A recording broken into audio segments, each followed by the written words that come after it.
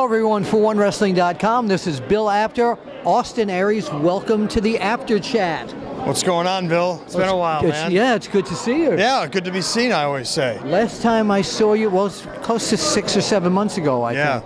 I'm going to say, too, Katie barred the door and lock up the liquor cabinet because the Nasty Boys just walked in. They did. We are here, by the way, at Sign-O-Mania, brought to you by George's Collectibles. We're here in Fairless Hills. Yeah. So, TNA, everybody keeps saying, the competition's been great. Tell us what you've been up to recently at TNA. Catch everybody up here. I just interject myself here and there where I see fit. Yeah. No real focus at the moment.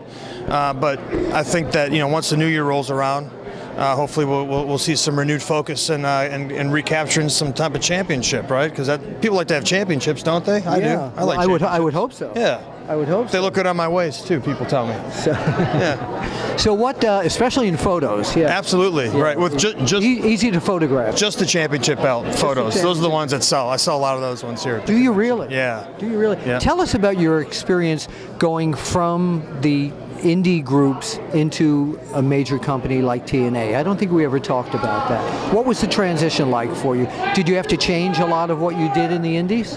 Well, I just think that, every promotion you work for has different styles that they like to accentuate in their product. So, I mean, for me, the nice thing about, working the independent scene for so long in so many different places is you basically adapt and learn all different styles. Right. So when you go to a place like Impact Wrestling, TNA, you can adapt to their style and change it where you need to for their audience and their fan base. So for me, the transition was, wasn't too difficult. It was just figuring out what the formula was and then do it. Since you've been in TNA, what would you say your highlight match of that? I mean, it has to be Destination X. Yes. Bobby Roode World Heavyweight Championship. Yep. When I captured the World Heavyweight Championship. Yep. And then this second match would actually probably be when I lost the World Heavyweight Championship. It was Jeff Hardy in Phoenix, Arizona. So those are two very memorable matches. And two different styles, Roode and Hardy. Absolutely, yeah. Different and great both in their own right. Absolutely. When you were, I want to go back to when you first started. What year did you first? Late 2000. Late 2000. Yeah. Now, when you broke into the business, did you have a prototype of somebody you wanted to be just like? Not necessarily. I had a collection of guys that I kind of gravitated towards because I thought they were similar to my style, my stature. And who were those guys? Well, coming out of the Minnesota scene, you had Sean Waltman came out of my actual camp.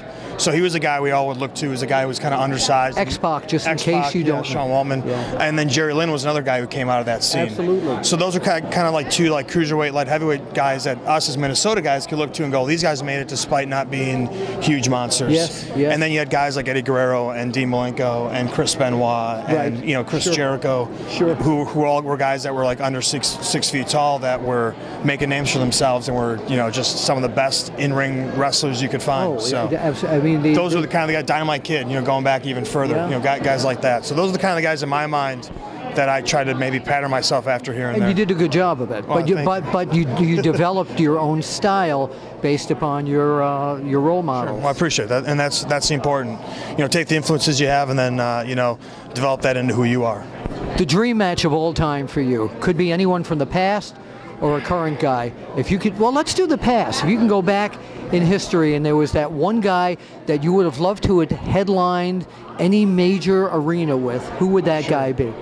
Man, I get this question and I always say I don't have like a guy. I thought I was the only one who ever asked. Yeah, and I don't have a guy because there's like a collection of guys. Like who wouldn't want to wrestle Ric Flair and like. Okay, wait. Let's stop there.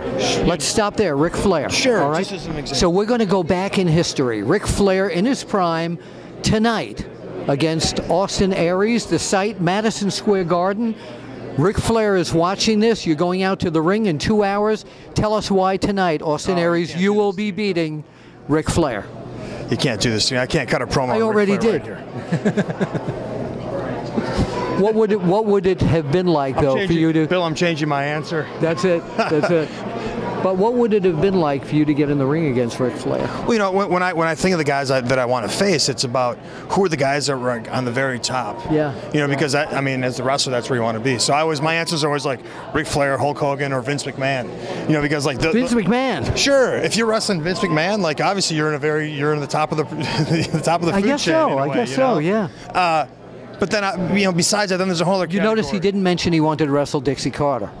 No, that I don't want to do. You know, Eddie Guerrero was a guy who I think I would have loved to have a chance to wrestle. Yes. And then the answer that I usually end with is no matter who like my dream opponent is, I want to be managed by Bobby Heenan. Is that right? Huge fan of Bobby Heenan. Where would he have taken Austin Aries to? Oh, well, obviously the top, right? Yeah. Facing Hogan for the championship. How many guys did he do it for, right? That's great. Yeah. All right, Austin Aries, thank you so very much. Thanks, Bill. Again, we're here at Sinomania, and let's point right out to the camera. We'll see you. Yeah, we'll see you at the matches. Bam.